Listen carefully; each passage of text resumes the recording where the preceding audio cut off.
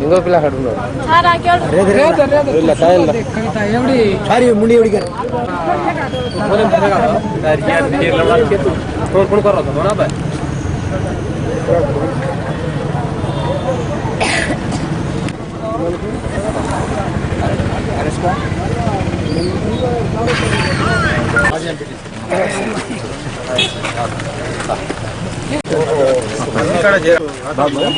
అన్నం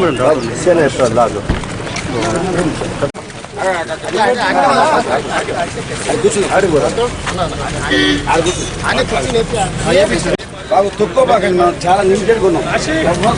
బాబా నేను ఒక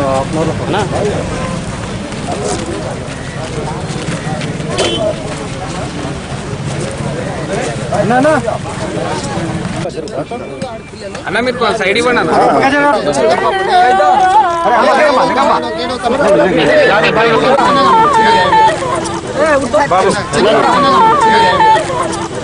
బాబు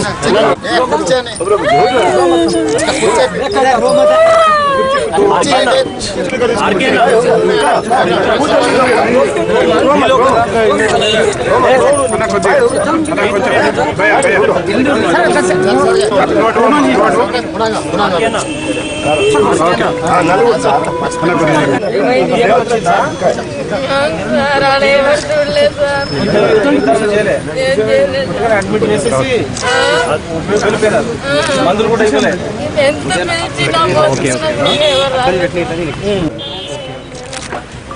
అంటే ఆక్సిజన్ పెట్టమని రూపాయలు ఇస్తే పెడతా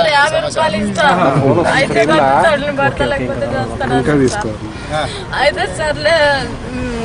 నా దగ్గర ₹1 లేదు అయ్యా నీకు బీదదాన్ని ఎట్లన్నా ఇది చేయండి అంటే చేస్తాడు నీ భర్త నాకు ₹150 ఇస్తే ఇప్పుడు పెడతా అని చెప్తే నా దగ్గర లేదు సార్ ఎట్లన్నా పెట్టండి కూడా ఇంత మొత్తుకుంటే కూడా పెట్టలేదు సార్ బాగా ఆశ వచ్చి చచ్చిపోయిండు సార్ చచ్చిపోతే కూడా డాక్టర్ అంటే కూడా ఏ డాక్టర్ సార్ ఇప్పుడు చచ్చిపోయినాక ఎవరైనా వచ్చిందా మీ దగ్గరికి ప్రభుత్వం నుంచి ఎవరైనా ఇప్పటి వరకు ఎవరు రాలేదు ఎంఆర్ఓ కానీ ఎవరైనా ఎవరు హాస్పిటల్లో కూడా ఎవరు పెద్దవాళ్ళు వచ్చి ఎవరు మాట్లాడలేదు పెద్ద ఆయన వచ్చిండు సార్ ఏం చెప్పిండు తల్లి ఏం చెప్పిండు ఏమైనా సాయం చేసిందా ఏం సాయం చేయలేదు ప్రభుత్వం కూడా ఏం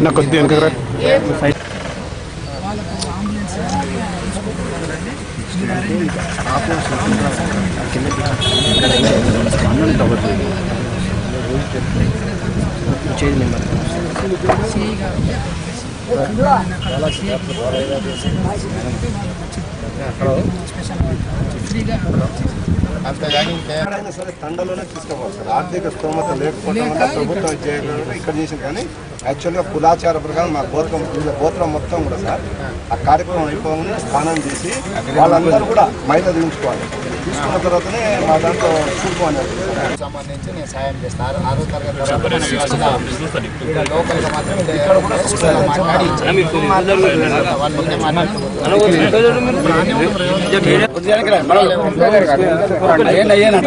అంటాడు మరి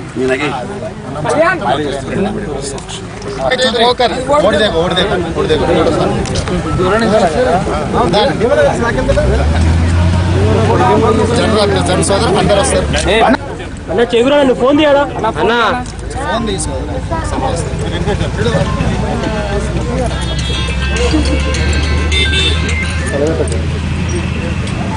ఓకే రైట్ అన్న ఒక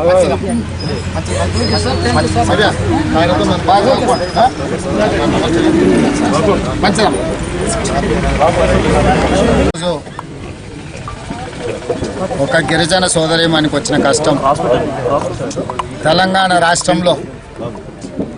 ప్రభుత్వ ఆసుపత్రులలో ఉన్న పరిస్థితులకు కళ్ళకు అద్దం పట్టింది. గతంలో నేను రాను బిడ్డో సర్కారు దవాఖానకు అనే పరిస్థితులు ఏవైతే తెలంగాణ పరిస్థితులను బట్టి ఆనాడు కవులు కళాకారులు పాడినరో ఈరోజు చెస్ట్ హాస్పిటల్లో కళ్ళ ముందల నిలువెత్తు ప్రాణం పోతుంటే కూడా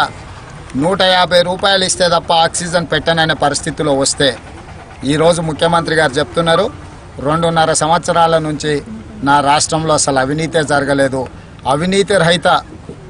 పాలనను మేము అందిస్తున్నామని ముఖ్యమంత్రి గారు చెప్తున్నారు. నేను ఈరోజు అడుగుతున్నా,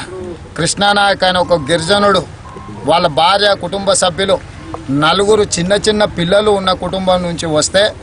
కనికరం లేకుండా 150 రూపాయలు లంచం ఇవ్వలేదని ఆక్సిజన్ పెట్టకుండా ఈరోజు ఒక నిండు ప్రాణాన్ని బలి తీసుకున్నారు. ఇవాళ ప్రధానంగా కృష్ణానాయక్ భార్యకు 4 పిల్లలు, అందరు చిన్న వాళ్ళు ఉన్నారు, మీరే చూసినారు. ఇవాళ కనీసం పాతి పెట్టడానికి ఊర్లో స్థలం లేక, ఊర్లో ఉండడానికి ఇల్లు లేక